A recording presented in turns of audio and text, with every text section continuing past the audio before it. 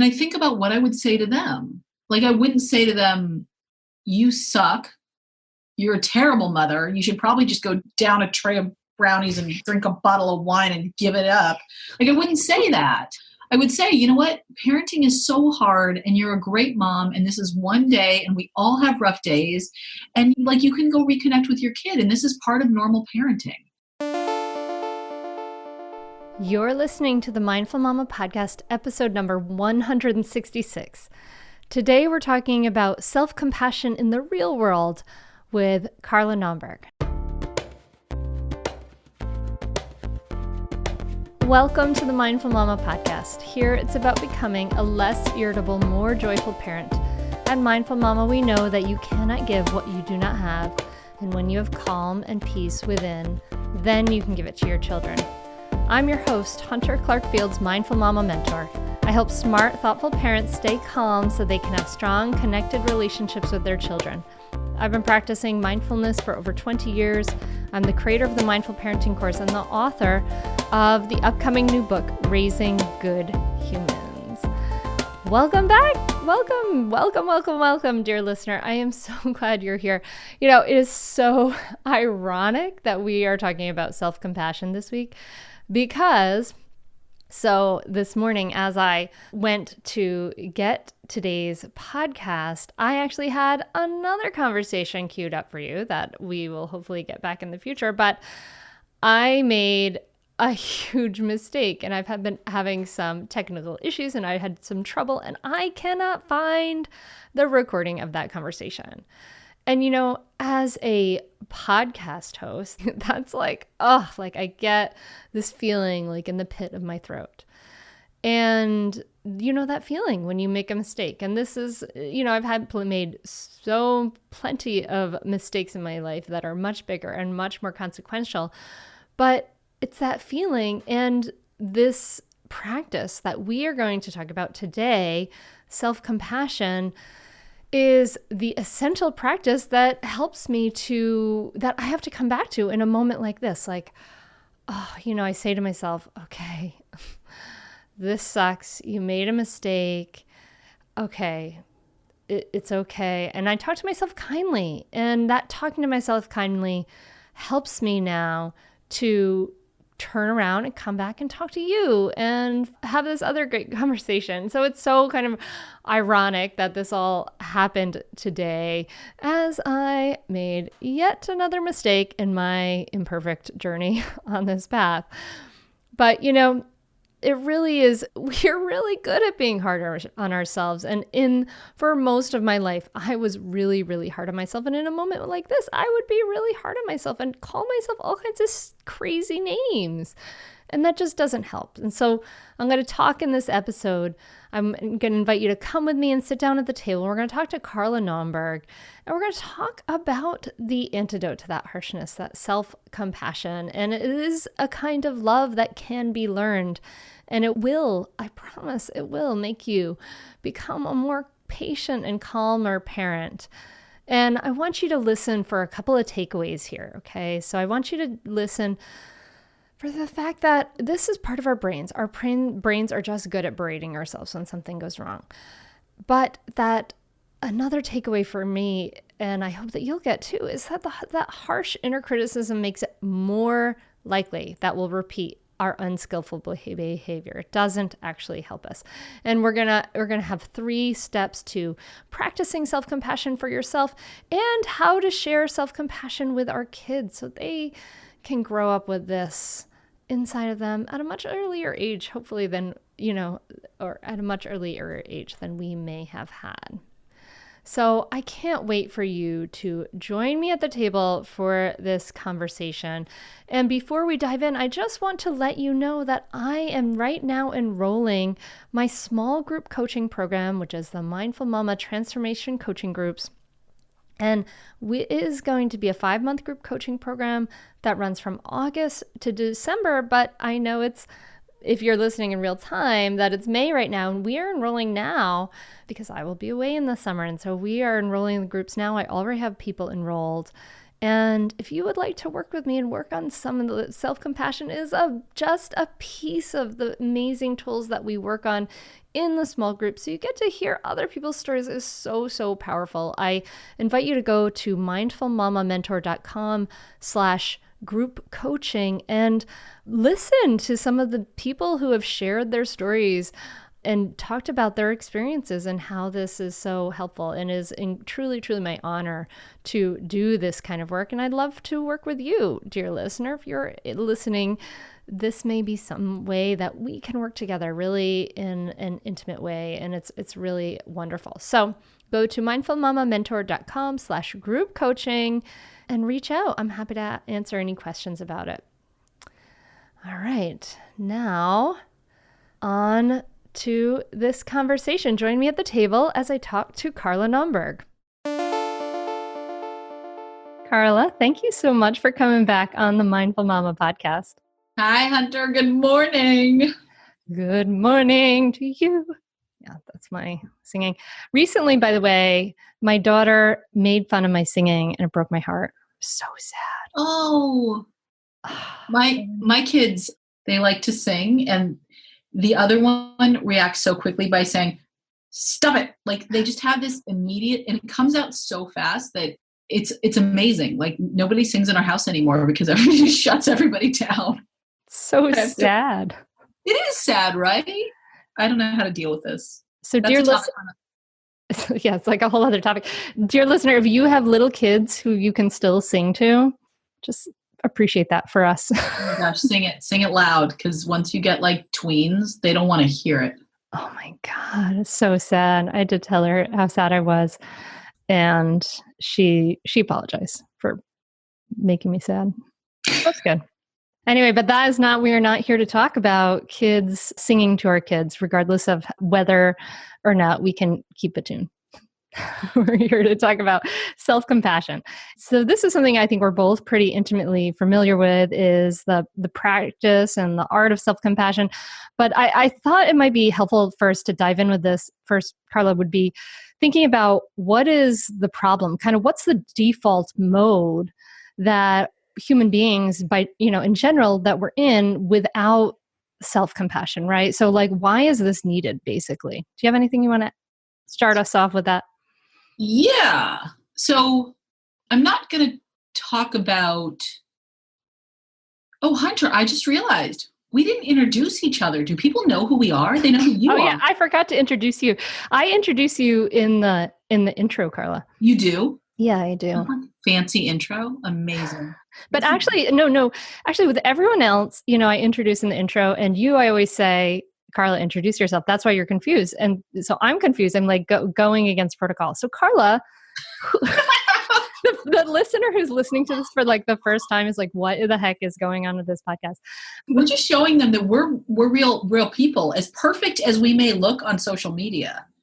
Because I know we do. We are real people and real mothers. We are really, really real. So Carla, will you introduce yourself then? Yeah.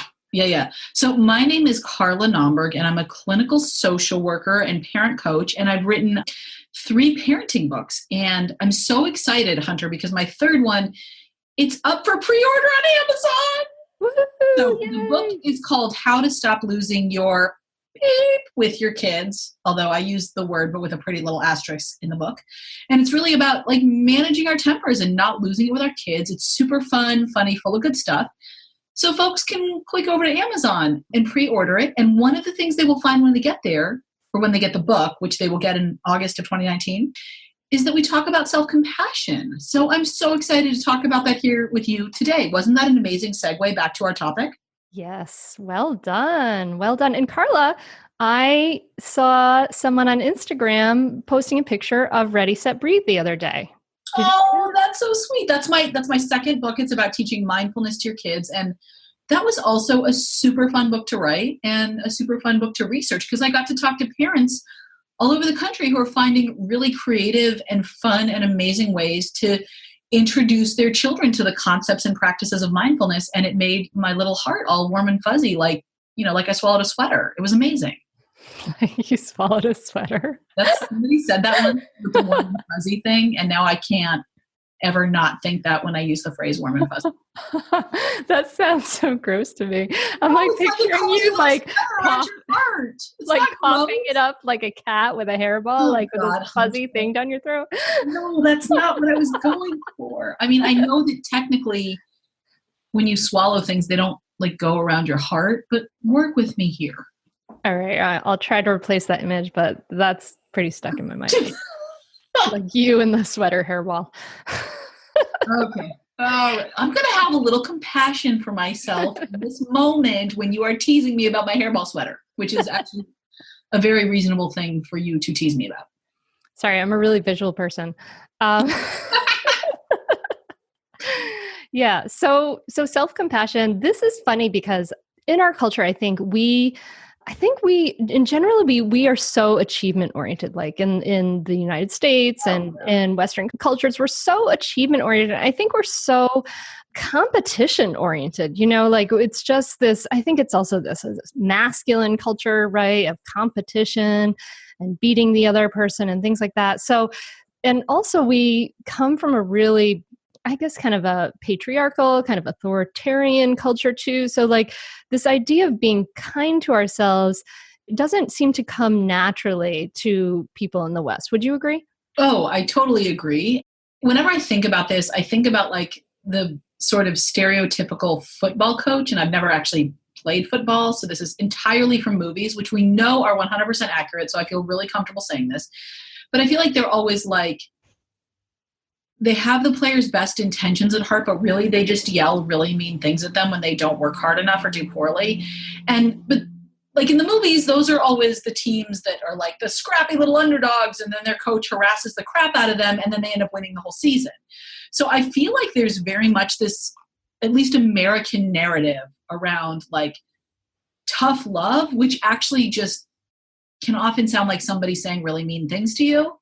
And so I think for many Americans, at least, and I don't know if this is just part of human wiring, because I don't know if this exists as much in other cultures, but I think at least in Western culture, I feel like our brains get really good at berating us when we do something wrong and immediately jumping to this narrative where like if we don't achieve our goals or we make a mistake, that our brain's response is like, you're terrible, you really screwed up, why are you such a loser, and everyone else is getting this right. And look, it was the way I lived. It was the language I think so many of us grew up speaking, and I don't know where we learned it, but for many of us we did. Some of us maybe learned it from our parents, some of us maybe learned it from teachers or friends, or I don't know, but I think for many of us it is very much the language we grew up speaking. And for me, it was really the way I spoke to myself in the early years of parenting. I would often, if I lost my temper with my kids or sort of made some real or perceived parenting mistake, I remember very clearly like thinking to myself, I'm a terrible mother. Oh yeah, me too. Oh my God, what an awful thing to think. Like if I would never say that to one of my friends, even if they had done something like epically stupid or actually legitimately screwed up, because we all do, right? But I would never say that to one of my friends. And if one of my friends said that to me, I'd be like, are you freaking kidding me with that? Like who says that? And yet I was totally saying it to myself. Yeah, I was saying that too. I remember the same exact thing. I'm a terrible mother. Those were the exact words in my head. And it didn't help very much. It didn't help very much. Like the whole tough love idea, you're right. It's like that we have this tough love narrative that we're going to just be like, oh, you suck. And then we're going to kind of fight back and say, no, I don't. And dun, dun, dun, dun, dun, dun. But yeah, I'm a terrible mother didn't help me fight back. It kind of helped me. It left me like in a complete puddle on the floor, like completely helpless, completely not parenting very well at all, because I was just felt helpless and I felt horrible and I felt like I couldn't do anything right. So why even try? Yes, 100%. And for me, the time when I was most likely to think that thought was after I had screamed at my kids. Yeah, and me too. The problem is then I would go like put them in front of the TV or something, because I was like, I can't deal with them. And I would go find chocolate and I would like shove the chocolate in my face and think I'm a terrible mother. But the thing is, like, this is the time when, and I didn't realize this at the time, but putting them in front of the TV wasn't the worst choice in the world. Like, better they watch Daniel Tiger than have their mother scream at them if I really couldn't manage myself, right? But that should have been a time when I was like calming myself down, getting myself together, sort of, taking care of my basic needs so that when the show was over, I could have a little bit more patience, a little bit more bandwidth to deal with their shenanigans. But instead, I was getting myself hopped up on sugar, and I was like sending myself in this downward, horrible feeling shame spiral. So then I don't feel any better. And once they get off the TV, we watch the show, we turn it off, I was just as likely to snap at them again, because like we really can't harass ourselves into a better mood or a calmer place. It just doesn't work that way. Like, you just feel worse after somebody yells at you, and it doesn't matter if it's somebody else or if it's your own ridiculous brain. Yeah, I love that. We can't harass ourselves into a better mood. It's so true. No, I'm curious. I'm thinking about like women in general, like, because a lot of the listeners are women. Like, do you feel like, because I feel like in men, they like maybe that narrative of like the mean football coach is like, and that they're taught to like to keep going and compete and all that stuff. And we're kind of taught to, rather than to kind of be brave, women are kind of taught to be perfect, right? We're supposed to be good all the time and to like get things right all the time. And so I'm wondering, that whole idea of like, I mean, I know that was there for me. Like, I can completely relate to everything you said about like, I'm a terrible mother and I would go into this shame spiral and things like that. And I feel like as a person who's, very much an American like achiever, I was the one who, when my husband told me what his grade point average was in college, I like worked like crazy to like beat his GPA, Did you beat it? I did. Yeah. Yeah. Sorry, Bill. We love you. Sorry. Well, he was a philosophy, computer science double major, to be fair. Well, I was an art major. So. Art is hard, okay? Because it's like super subjective. Yes. And with computer science, you just have to write a bunch of letters and numbers. It's fine. Yeah, super, super easy. But, that whole idea of like, that achievement, like getting the A and things like that. Like, and when I felt like, when I was in that place of losing it at my kids, and I felt like, oh my God, I'm a failure. It was that whole like, you have to do well at everything stuff came up for me. Did it come up for you? Oh, yeah. And look, I think about this in two ways. First of all, when we think about gender roles, I think for men and women, and I'm making a gross generalization, and if this does not apply to you, you're right. But when I think about men and women, I do think about sort of societal expectations and gender roles. And what I see is that for women, even though more women are like working outside the home, so more women have like full-time or part-time jobs than they ever did before, and more men are more fully involved in parenting. So even though we're seeing a shift and a little more balance in terms of like what, and I know I'm talking about heterosexual couples, okay, but even though we're seeing a little more balance in terms of what the men and women are actually doing, the reality is that women carry more of the emotional load for the family and more of this sense that their parenting is like super tied into our identity, where I feel like there's still this sense that even for dads who are highly involved, it's still like, oh, good job, you went above and beyond, Dad. Like, hey, Dad, you going to babysit your kids? And that's offensive to dads. It's not just offensive, it's offensive to dads. Like, my husband takes our girls to the grocery store and everybody thinks like he's doing me a favor. And I'm like, no, he's the one who cooks in our family. Like, this is not him being sweet. This is just him doing what needs to be done and being sweet. But you know what I'm saying? Mm-hmm. So I think a lot of it is about societal expectations, because where I see men also struggling with self-compassion is in the workplace, because that really gets to their identity as a provider. And so I want to be clear that I think the self-compassion struggle I really see as affecting both men and women, but it can be different depending on what role they're in life. The other thing is that I do think we women, it's taken on a whole sort of different feel for a very specific reason. In many parts of the country, women are having children much later in life than they used to, which means that many women already had a professional career before they became mothers.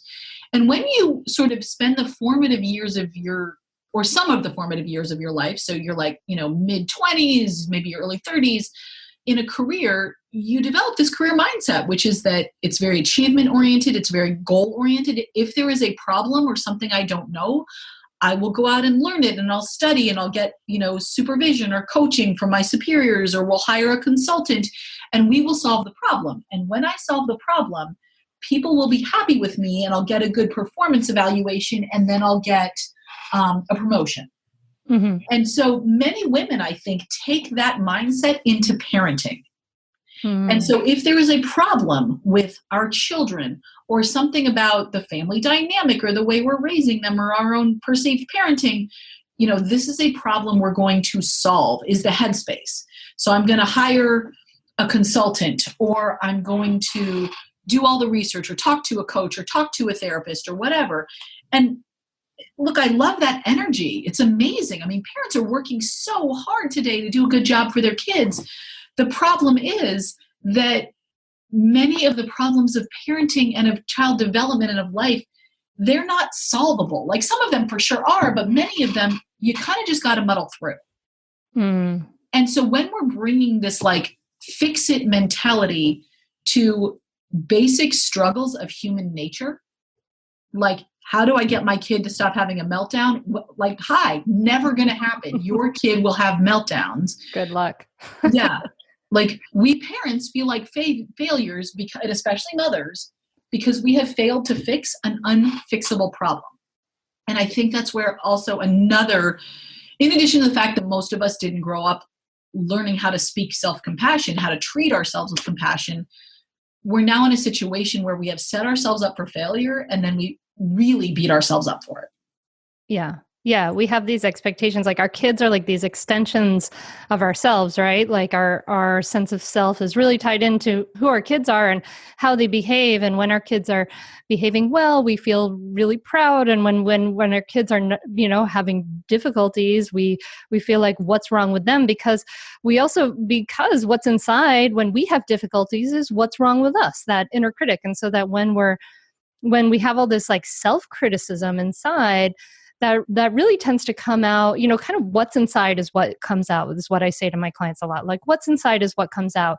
And, when we are squeezed, if we have like harsh and meanness inside, that's going to come out. And so, it's hard to be accepting of the completely normal difficulties and problems and anger and meanness and stuff of our kids, when we can't deal with it, we can't accept it in ourselves. That's right. Absolutely.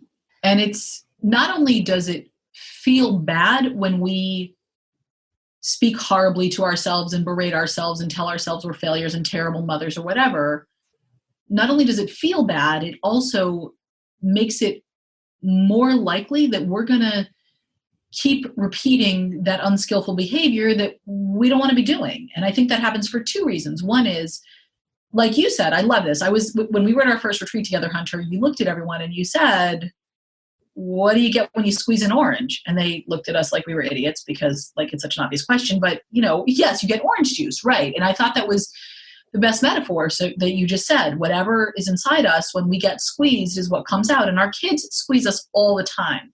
So if we're filled with, resentment and frustration and rage, even if it's directed at ourselves, when our kids come up and pull whatever insanity they're going to pull, that's what's going to come out at them. And I think the other problem is that when we're spending all our time berating ourselves, that's time we're not spending trying to like get curious about the problem and understand what happened and understand what we need or what our kids need or what else is on our plate in life, like not just parenting, but job related, extended family related, financial issues, like all these things.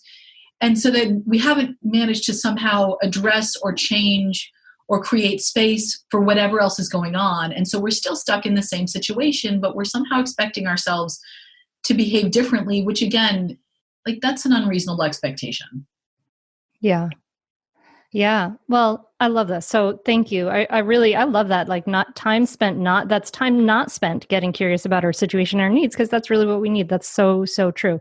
And, there's, sort of wonderful, people have actually done like tons of wonderful research about this. I was looking at in Stanford Medicine, they're looking at they have a center for compassion and research. And, there's this incredible infographic done by Emma Sapala, and she talks about, self-criticism and how basically, when our self-worth depends on out-competing others or like kind of achieving constantly, we become insecure and anxious and self-critical, and that adds to our misery.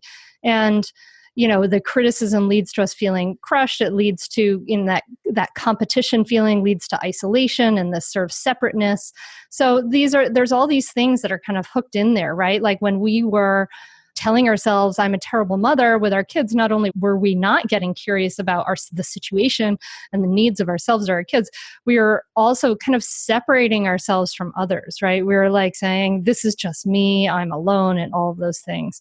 It's funny because it's like we have this natural negativity bias as humans. We know that the brain is more prone to pay attention to negative things, but it really doesn't help us that much it did help us when we knew, we could pay attention. We really paid attention to where that bush of poisonous berries was like 100,000 years ago. Like we really needed to pay attention to that, but it's not serving us that well right now because it actually is just this, it's kind of putting us in this spiral.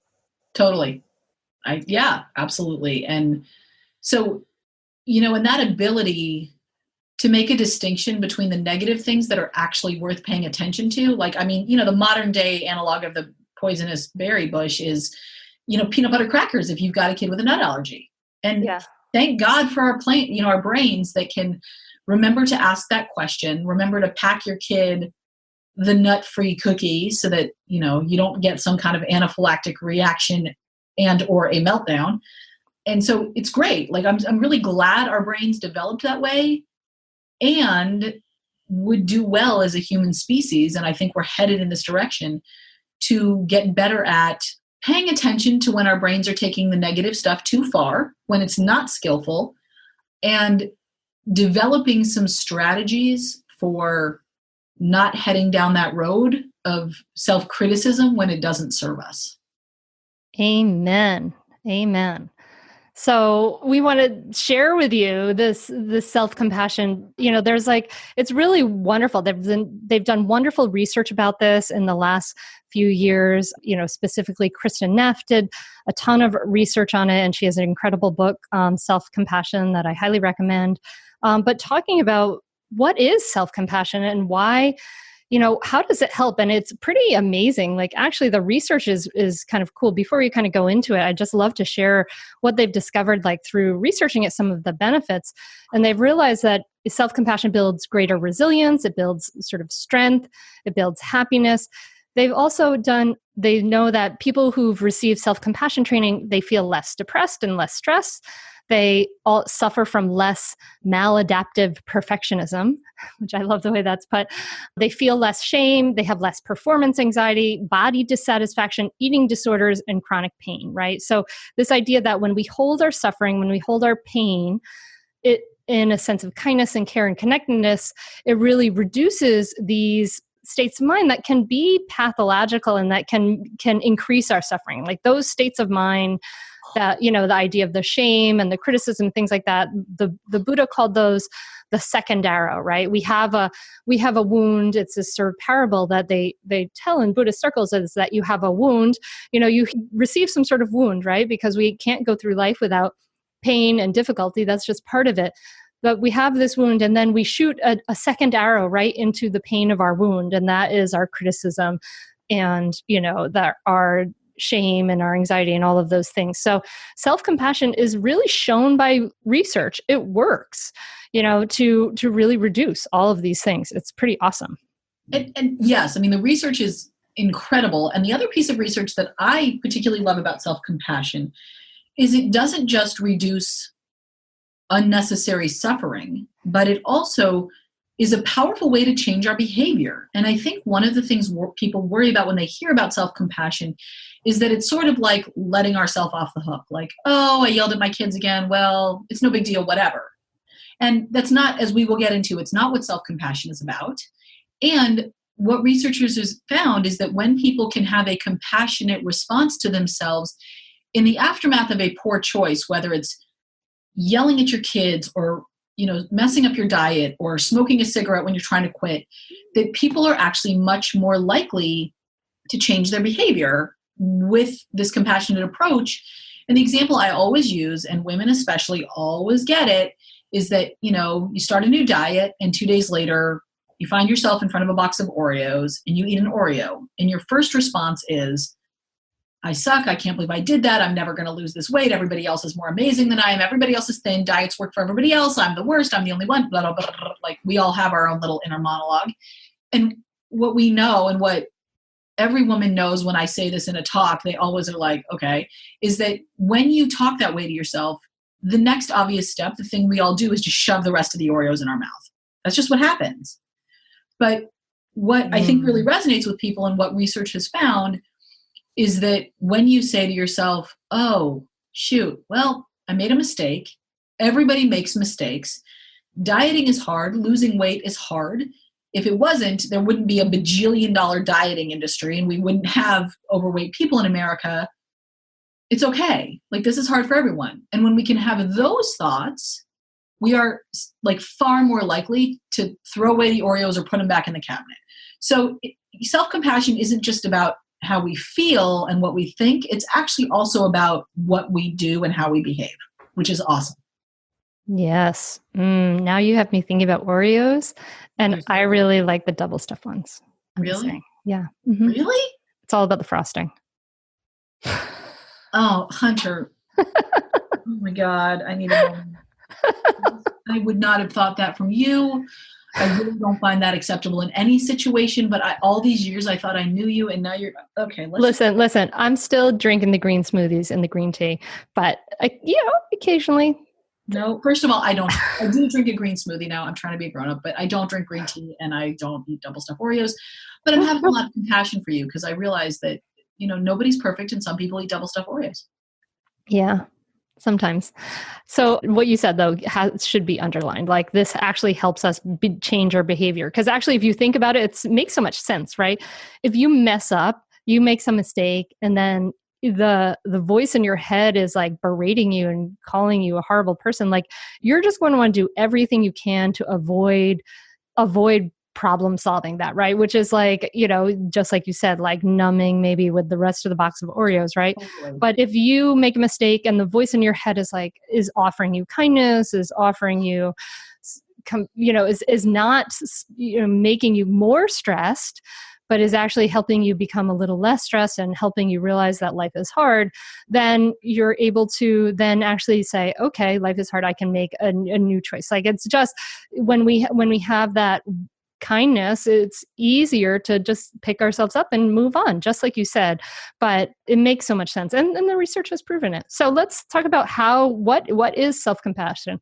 Because you're like, okay, I'm nice to myself. What does that mean? But the first step that is really, I think, important to self-compassion is that, is mindfulness, right? And we can't, because the truth is, like, if we can't help ourselves with the other two steps of self-compassion unless we are understanding what is this inner voice saying to us. Like, and the way I think about this is like that inner voice, the thoughts that we're having, like when we're in it, it's like we're under a waterfall. We just are in it. We just identify with the words. We just hear the voice.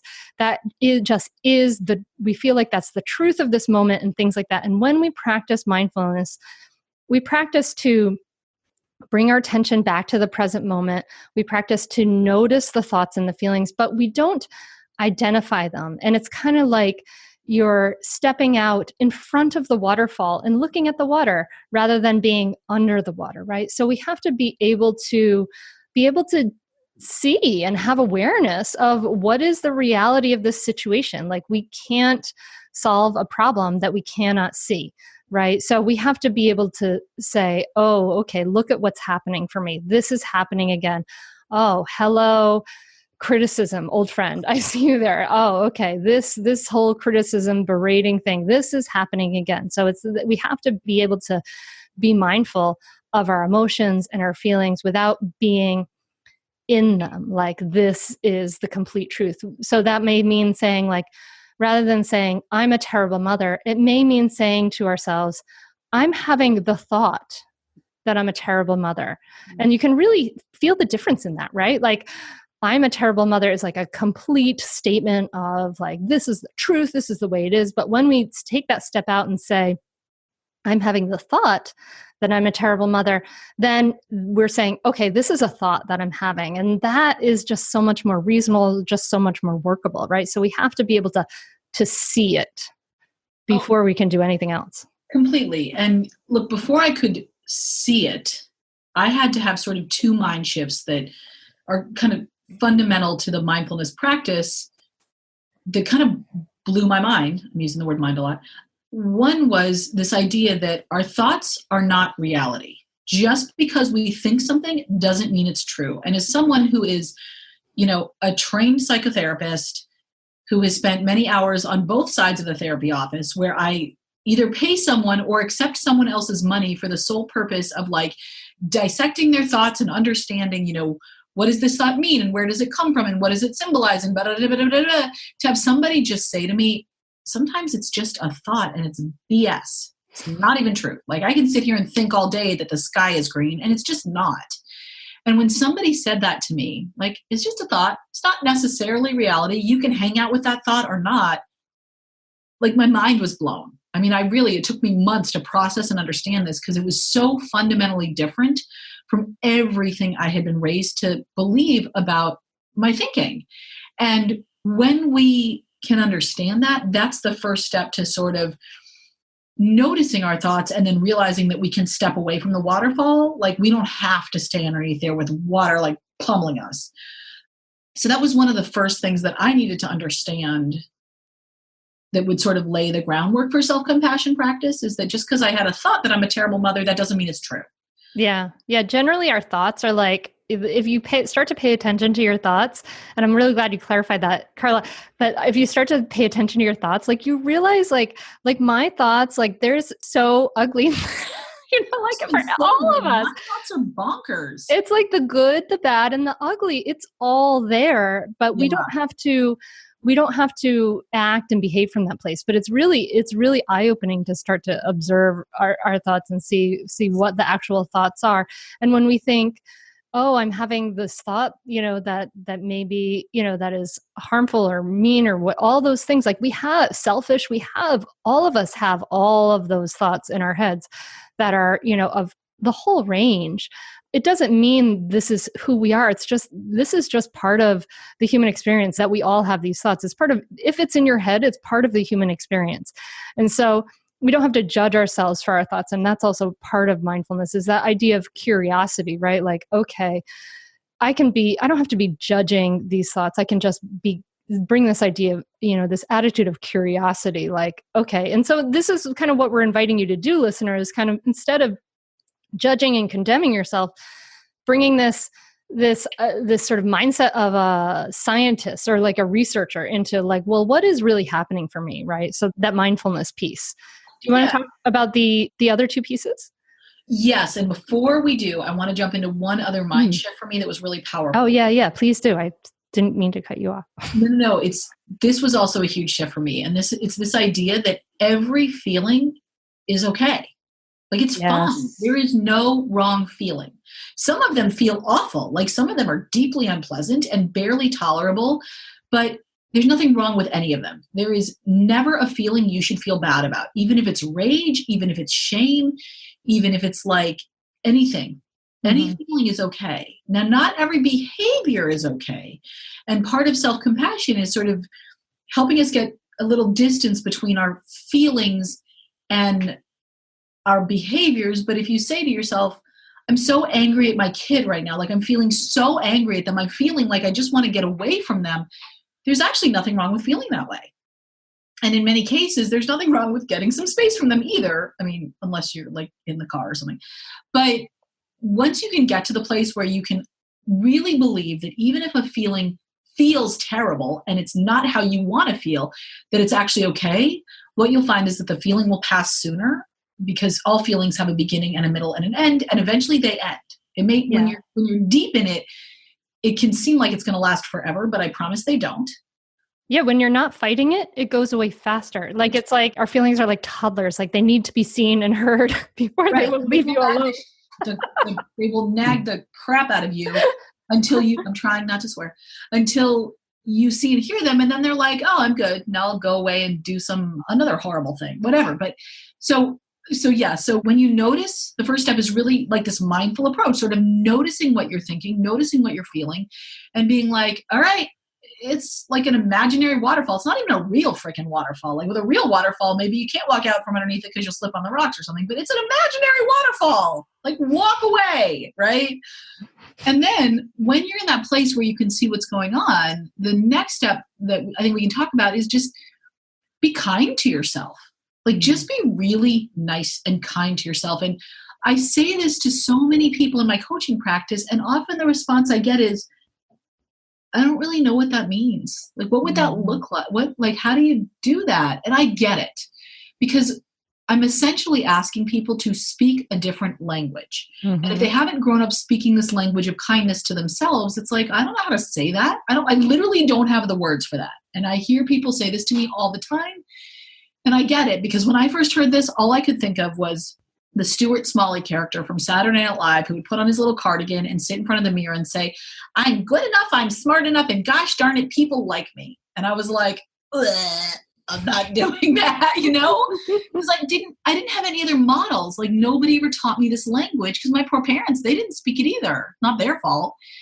And so what I always say to people is, imagine you're talking to a really good friend, and she calls you up and she says, I just had a horrible moment with my kids. And thank God I have a really good friend who does this. And I have you, Hunter. Like, I'm so grateful for my friends who are vulnerable and transparent about this, because it's helpful to me. And I think about what I would say to them. Like, I wouldn't say to them, you suck.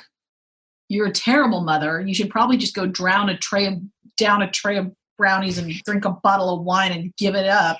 Like, I wouldn't say that. I would say, you know what? Parenting is so hard, and you're a great mom, and this is one day, and we all have rough days, and you can go reconnect with your kid, and this is part of normal parenting. And so I would say that to them. If I was with them, maybe I'd be like, hey, let's go out for a walk if we can, or like, let's turn on a really funny movie that makes us laugh, or let's just sit on the couch under a comfy blanket and get something like yummy to drink and just like be nice to ourselves. Or maybe I'll say to my friends, can you get a massage this week? Can you go for a walk? Can you somehow get a date with your parenting partner? Like, is there something you can do to not only speak to yourself with kindness, but also treat yourself with kindness? So that's how I think about the kindness piece. Absolutely. That's exactly what I think too, is like, we can think about it if it's somebody else, like if it's a good friend and things like that. And sometimes I think that piece of touch really helps too. Like if we can touch a hand to our cheek or touch a hand to our heart, that place inside of us gets stuck in shame is often like a really young place. Like we get kind of thrown back to when we were 7 years old and we got made fun of for whatever, you know what I mean? And so that place, that younger place in us really responds well to touch. And that idea of just touching a hand to the heart, it's a physical gesture that can really make a lot of difference. Like, okay, touch a hand to the heart. This is hard. Parenting is hard, acknowledging how challenging this is for us, just acknowledging like this is hard can make a huge difference, right? Just to say, it's like you're seeing and hearing yourself. You're acknowledging yourself. Yeah. Yeah. And acknowledging and accepting yourself. Yeah. Being like, it's okay that it's hard. And so what I say to people who are really struggling with this, because again, it can feel like you're speaking a new language and the words kind of get stuck on your tongue and you don't know what you're doing, is I say, what can you do to spend more time with people who will speak this language to you? Like, who are the friends? Who are the family members? Who are the people in your life? What are the podcasts, hint, hint, that you can do? What are the books you can read to start to learn this language? Because this is a practice. And the more we practice it, the easier it will get. But it's really hard to go from like total self-trashing to self-compassion. And so, again, when you find yourself getting back into that whole old headspace of like, I suck or whatever it is, please don't beat yourself up for it. Like that's the exact opposite of what we're going for. Just like do whatever you can to fill your awareness with some kind of compassion. Like write yourself a note when you're in a good headspace that you can go back and read in tough moments. Like, if you have like Mindful Magazine, they have great articles on self-compassion, or just grab Kristen Neff's book, Self-Compassion, or again, call up a friend, turn on this podcast, do whatever you have to do so that you're sending thoughts and ideas and forgiveness into your mind. And then if you do that enough, you will start to speak the language yourself. Yeah, you're building a muscle, just like anything, it's a practice. And you may have been practicing like self-criticism and self-judgment really hard for a long time. So that might be, it's normal, it might be very understanding that we can see that it's a strong habit energy to be, judging and to be self-critical. But we can also, what we practice grows stronger. So as we practice this kindness, it will grow stronger. And it may feel like you're hacking through the wilderness at first because this might be new to you. And so it might need a new language, and that's okay. It's okay if it feels awkward. All the feelings are okay. I love that, Carla. And then step 3. Do you want to lead us into step 3? Step 3 is the best. Step 3 is the best. Kristen Neff identified it as common humanity, which is just fancy talk for reminding yourself that you're not alone in any of this. And for years, my crazy brain somehow managed to convince me that I was literally the only parent on the planet who lost it with her kids. And this is like triply insane because as a clinical social worker, I have literally worked with so many parents and families where I knew the parents were having a really hard time parenting and they were being emotionally and physically and verbally abusive to their kids. And I had seen it, it was my parents screamed at me. Like I have firsthand observed and been the recipient of parental screaming. And yet when it was my turn, I would somehow think of all my friends who also had young children and just really be 100 convinced, like pinky swear, hand on the Bible, that none of them were ever yelling at their kids. And I do not know how my brain did this to me.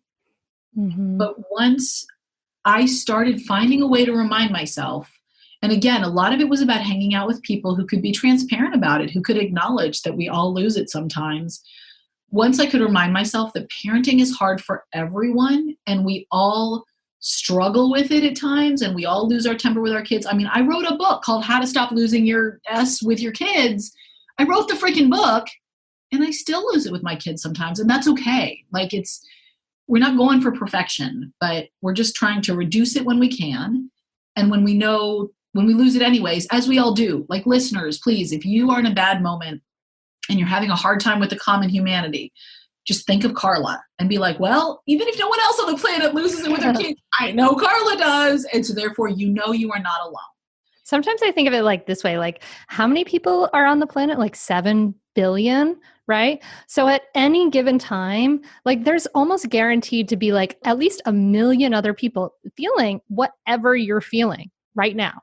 Because it's so true, but just the numbers, it's like, so we can, and really what that is it comes back to that mindfulness. So it's like catching ourselves in that feeling of I'm what's wrong with me. And right. instead saying, okay, I'm having that thought of what's wrong with me and let me interrupt it. And as soon as you interrupt it, that's awesome because you're breaking that, that habit of thinking, right? So that's really like a win to interrupt it. And then, and then saying, okay, well, how can I water the seeds of this common humanity thing? Okay, actually, there are a lot of other parents right now who are feeling this way, Hunter said like 1 million. So there are 1 million other parents right now. And one of them is Carla, of course not. And when you remember that, it diffuses a lot of the shame and isolation. It's kind of like when we were kids, nobody put seatbelts on there. Like we were all making a terrible parenting. I wasn't a parent back then. I would never make that parenting channel. Like every parent back then, we didn't use seatbelts, but at least everybody else was doing it, right? There really is some relief in knowing that, like, yeah, I'm a really flawed human being, but we all are. Like every single one of us is flawed.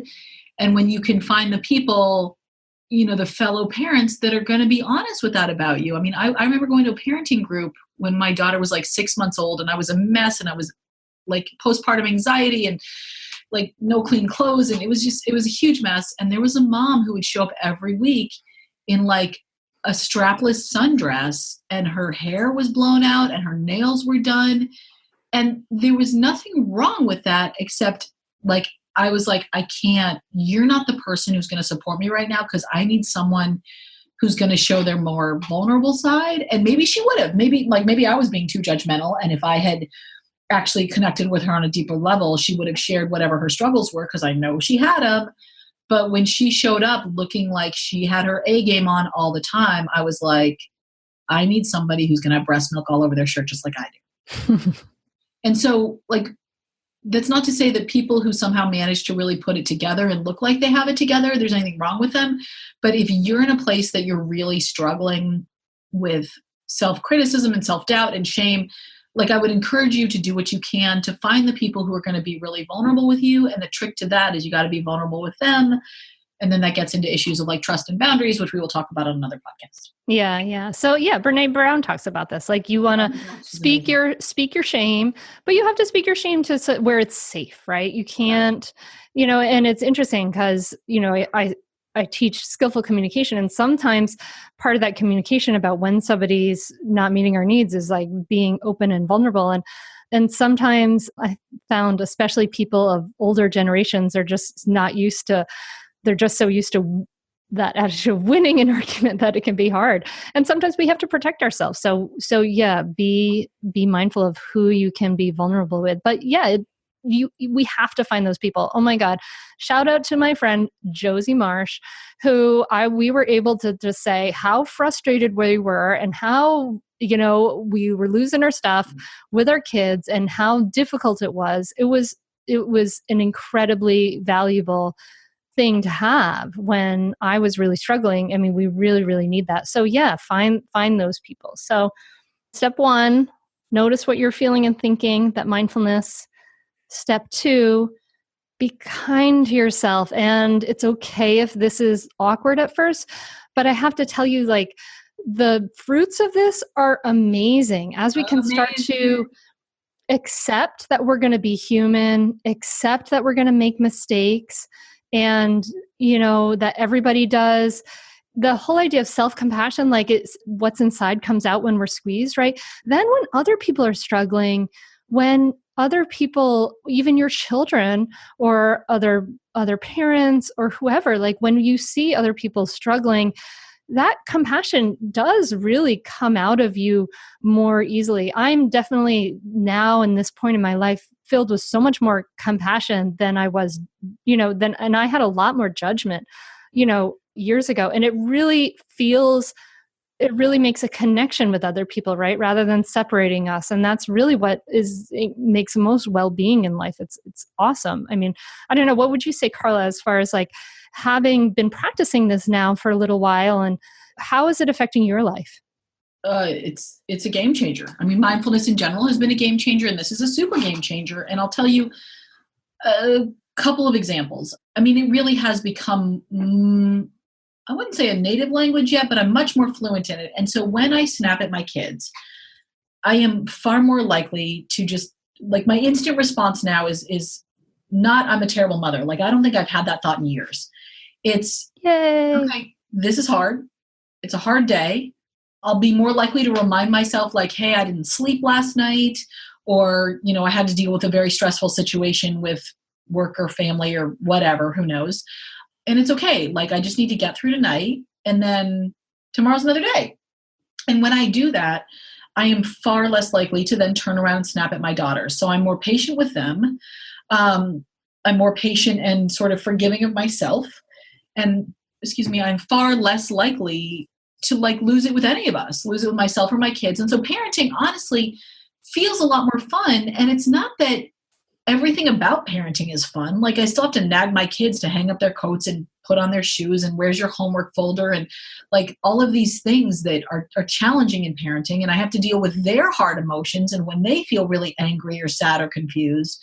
and I have to deal with the to-do list that feels like it's never going to end. I mean, it's not like it's like fairy dust was sprinkled on my life and all of a sudden it's easy, but it feels easier because I'm not hitting myself with that second arrow. Like when I forget something now, I'm just more likely to say, oh, well, like we all make mistakes. I made a mistake. That's okay. And the example I use when I'm talking to clients is, let's say you walk into a room and you get halfway across the room and realize you forgot to flip the light switch and turn on the light. Well, hopefully you're not standing in the middle of the room going, oh, I'm the worst. I am pathetic. I screwed it up again. I can never remember to turn on the light in this room. And then I'm always in the dark and everybody else can remember to turn on the damn light. No, you just walk over and turn on the light. And that's really more of a place that I've gotten to in my parenting, which is when I forget to be kind or forget to be patient or don't have the reserves in me to do whatever, I'm far more likely to just be like, okay, it's a hard day and that's okay. So my kids are going to eat pizza in front of the TV for dinner because that's what I can do tonight. Or I'm not going to get this piece of work done because I want to be with my kids and that's what's going to happen tonight. And when you can move through your day like that without the additional like internal monologue of you suck and everybody else doesn't, life just feels so much easier and more pleasant, even if you're still dealing with all the same challenges you were before. Yeah. Yeah. And you still get stuff done. And what Carla's saying, that's absolutely, I work with this with my clients and we work with this in mindful parenting. And that's exactly the same experience that so many people have is that, surprisingly, when we're softer on ourselves, when we offer ourselves this kindness, when we do practicing self-compassion, it really does it's like you're taking all of this fight out of the system. And then there's more room to be present, to really see what's happening, to be with your kids. And it makes everything a little bit easier. And that can make all the difference in the world. Absolutely. And the other thing I've started to do is to say it out loud. When my kids were little, this was very much an internal process because I was still really struggling with it. And I didn't feel confident and I didn't feel comfortable sort of talking out loud. But my kids knew that I was tense and stressed and yelling at them. And I mean, they were really little, so they didn't really know it, but they felt it on some level. And now I am far more likely to say to them, guys, we're all having a bad day. And when we're having a bad day, that's okay. Everybody has bad days. There's nothing wrong with having a bad day, except it feels bad. So let's be a team and figure out how we can help each other, because when you're having a bad day, you need someone to help you. And so in that process, I've reminded them the common humanity, everybody has bad days, sort of the mindful awareness, yes, acknowledging this is a bad day, and figuring out that kindness, how can we support each other? And inevitably the girls are like, well, we could have screen time and then you could just go do what you want. It's any angle for screen time. And sometimes we do that and they're right. That's why we don't watch TV every day, because I need to save it for the days when I need it. And by just sort of naming it, it takes some of the kind of pressure and stress and tension out of it. It's no longer an elephant in the room that's towering there waiting to step on us. It's a cute little playful elephant that we can cuddle. I've never cuddled an elephant. I don't know if that's pleasant or not, but let's go with it. Oh my God, you're bringing me back to that gross sweater swallowing thing. I did not say anything about this. See, that's your crazy brain. Ew. Oh, now I really want to knit you some kind of sweater that makes it very clear it's meant to be swallowed and send it to you. I'm picturing fuzzy gray mohair, really long. Oh my God, no. Oh, man. Big listeners. If you have a pattern for a sweater that says swallow me or something, can you put it on Hunter's social media and I'll find it there? OMG, Carla. OMG. I love that. I love that you shared how to share it with your kids. So I feel self-compassion, I'm all about mindfulness, and mindfulness is part of self-compassion, but almost nothing else can be done without this as a foundation. We need to be able to take risks and solve problems and then be able to go outside our comfort zone and then have a kind place to land to, right? It just makes all the difference in the world to your parenting, to your relationships, to even like taking risks and doing different things in life that you want to succeed in. Like it really is a foundational piece that I just hope this is encouraging you to take some of these pieces and practice those 3 steps and take them home and make them a practice in your life. And then, when you mess up, you practice some self-compassion. Totally. Yeah. And it really is. And be gentle with yourself in the process, because it really is like learning to speak a new language, and you are going to get the words wrong sometimes. And that's just another opportunity to practice again, right? Not anything to feel bad about.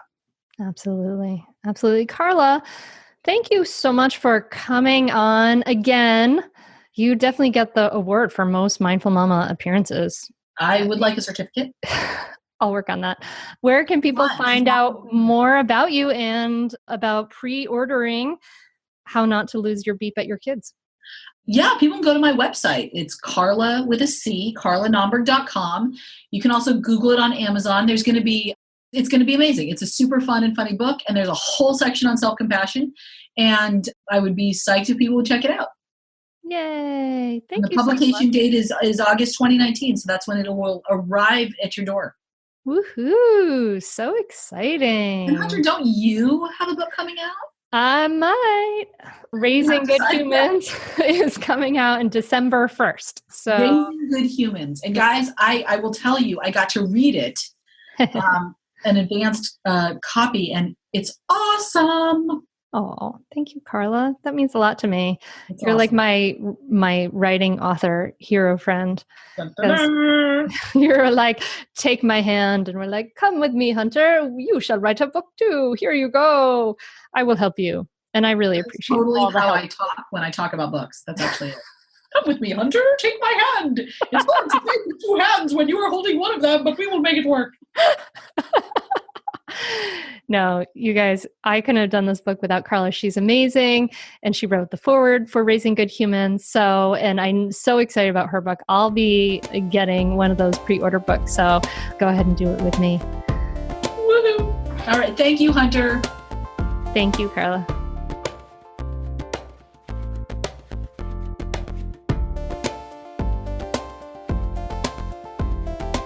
Thank you so much for listening. I hope that this conversation helps you, and I hope that these practices help you.